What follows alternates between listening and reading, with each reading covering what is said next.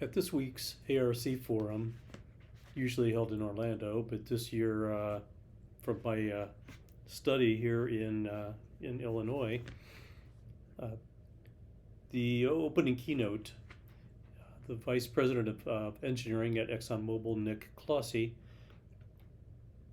stated, "People tend to overemphasize risk and underestimate value when they're applying new digital technologies." Later, in another keynote, Mike Carroll, who was with Georgia Pacific, noted a conversation he had when he was putting together digital strategy for Georgia Pacific with a board member of another company, a Fortune 50 company. And the board member said, if you're putting this in a spreadsheet, if you're putting all the numbers together in a spreadsheet, then you're doing the wrong thing. You're wasting your time. Sometimes you can't measure the risk. The risk of not doing is so great that you have to do it regardless of the spreadsheet. Hi, this is Gary. It's Gary on Manufacturing, podcast number 220 in my long-running series.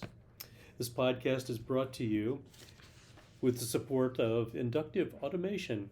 Discover a whole new view with Ignition 8 by Inductive Automation. It's packed with features for the modern control system like unlimited licensing, high-powered tags, and a mobile-first flexible design environment for all devices. Ignition 8 supports enterprises of any size. See all Ignition has to offer at inductiveautomation.com. And amazingly enough, during my interviews and conversations this week around the ARC Forum, Inductive Automation's Ignition platform came up more than once, so it gets around. Part of another keynote was from a Wall Street analyst from Bank of America by the name of Andrew Oben, who put a bunch of charts and graphs and stuff of performing companies, and he noted something that was extremely interesting to me at any rate, and that is in the past year, the industrial software companies have vastly outperformed industrial companies in general.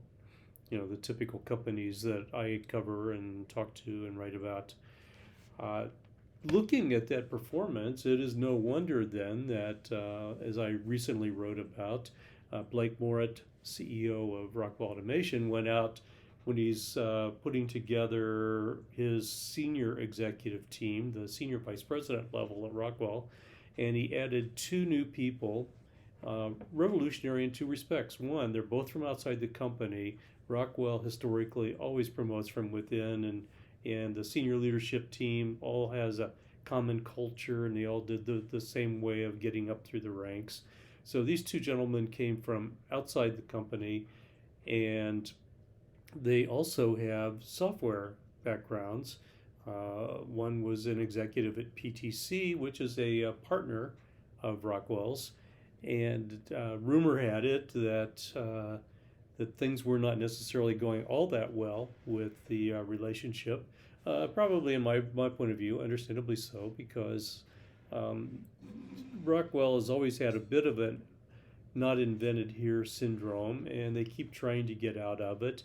And the PTC relationship was a big part of getting out of that not invented here syndrome, and now bringing in software experienced executives is another step toward, I won't say it's remaking Rockwell, but very interesting anyway, in some new directions and some broadening of the company, which is going to be key to its financial performance in this next year and probably 5 years or more to come. So anyway, taking a look at that, at the kind of strategy point of view, listen to a lot of talk about digitization, digitalization, digital transformation initiatives, and so on. And a few takeaways. One is that the companies that so far are doing quite well are companies that started early. And they're now reaping rewards. If you are an early adopter and you had laid out some plans, uh, you're building some initiative and some momentum, and you're finding out what scales. It's not easy, but it's easier to do a small pilot project. But if you're in a big company with a lot of plants scattered perhaps globally, and you need to do things like um, move it from plant to plant after you've got a successful pilot. Scaling is a huge problem, and if you've already been working on it and you've got a certain solution nailed, hopefully you've done it in such a way that it's encapsulated and you can move it and it's portable and start implementing it in many locations in different kinds of equipment and so on, whatever the scale means to your company. Although in one panel discussion, I did listen to a CIO who was in charge of doing this digital transformation initiative for her company, and she started a little bit later, but learned a lot from other people, and seems to have moved along about like some of the people who had adopted earlier. So the interesting thing about ARC this year, and it's always been a place where I could go meet people actually um, doing the applications.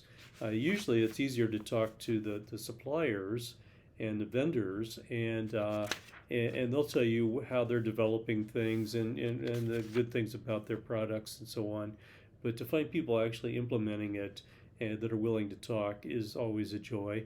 And a lot of people, they were full of stories this year, and maybe it's because I couldn't have hallway meetings this year. Usually I go to only a few sessions because there's so many and there's just one person to go to every one of those conference rooms.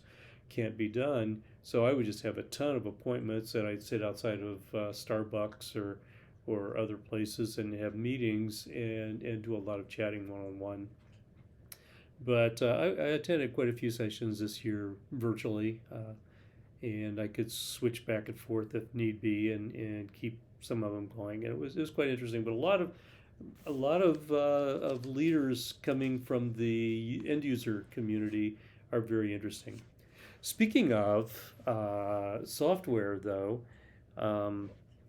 couple of things, and we had the usual press conference marathon on Monday this week, and that usually they have us in a small room with a lot of tables and chairs, and we sit there and don't move very much, and often they have as many as 11 presentations. This year they had 7 presentations on press conference day, and and they weren't interesting. It's all well and good, but speaking of software, a lot of it had to do with software. PAS, which I'll be writing about shortly, which is now part of Hexagon, has a new product called Sensor Integrity.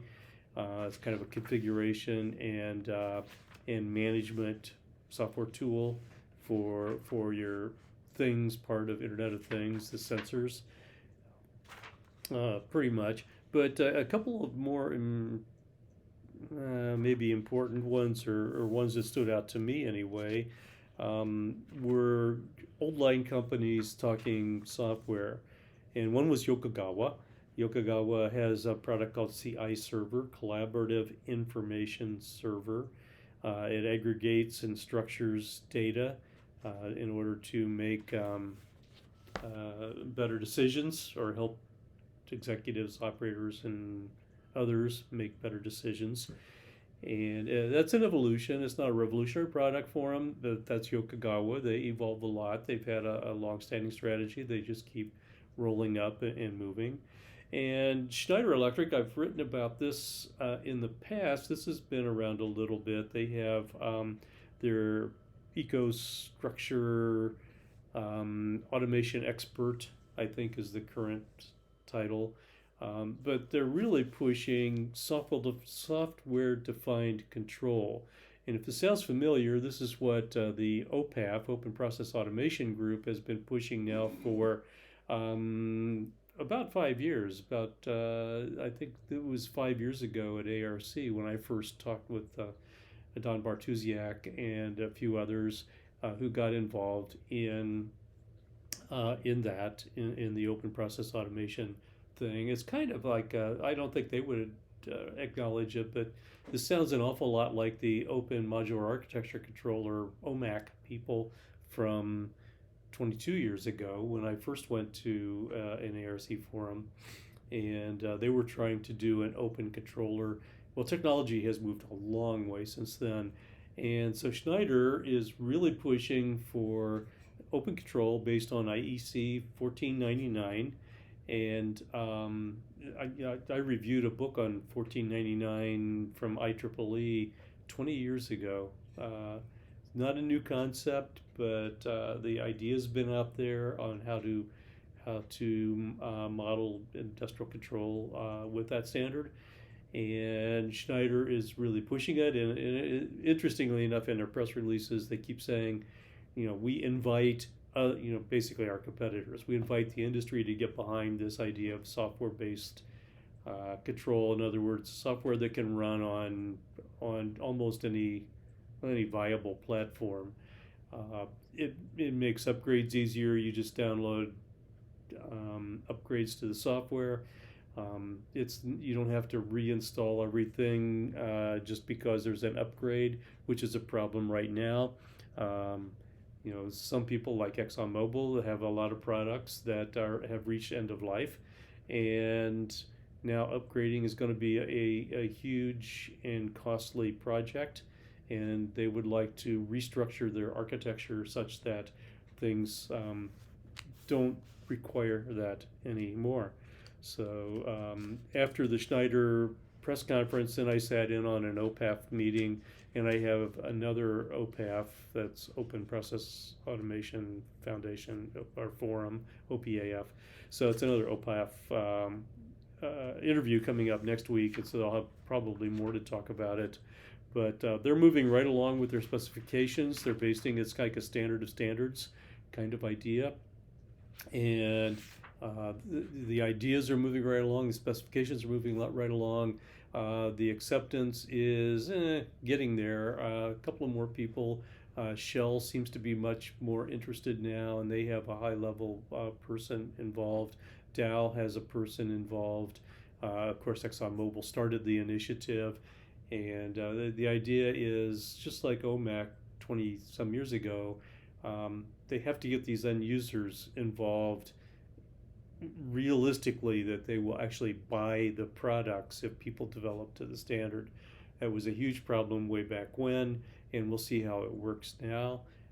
If the market doesn't accept it, I've seen some of these battles before, and I'll basically tell the proponents, good idea, the market will decide. And that's another one of these things, the end users have to form a market, and then the developers, the software companies and the control companies will come along. So I wrote, let's see if I've got any other notes here. So I wrote some time ago about software eating the world, and if you have paid attention at this year's ARC event, awful lot about software and digitalization and digital transformation, which is basically software. It's basically connecting things. That's why I called my site The Manufacturing Connection, because it's all about connecting. And it's not only connecting things like Internet of Things, it's connecting ideas, it's connecting the physical to the virtual world like digital twins and that sort of technology. And it's also connecting people, which is another reason to go to these forums. I have no idea. They really tried to do a networking part of their whole platform, ARC that is. I don't know how that worked out. Those are usually not nearly as good as meeting people in a hallway and having an impromptu chat. Typing out a chat just somehow loses a little bit of its flavor. Don't know how it worked. I'll try to find out later, how all those modern chat things are working and so on. But at any rate, this is a 15-minute ramble on software, where software is going, and I really like the idea when you're looking at some of these things. It's the same idea that Nick Clausi put out in his keynote when he basically said people tend to overemphasize risk and underestimate value, and sometimes we get afraid to do things. We get personally afraid to like stick out and write something or give that speech or do that work, and the risk of not doing sometimes is much larger than the value that we'll get out of actually doing the work. So, see Gary on manufacturing. And once again, this podcast is brought to you with support from Inductive Automation. Discover a whole new view with Ignition 8 by Inductive Automation, packed with features for the modern control system like unlimited licensing, high-powered tags, a mobile-first flexible design environment for all devices. Ignition 8 supports enterprises of any size. See all Ignition has to offer at inductiveautomation.com. Thank you for listening. Go make a difference.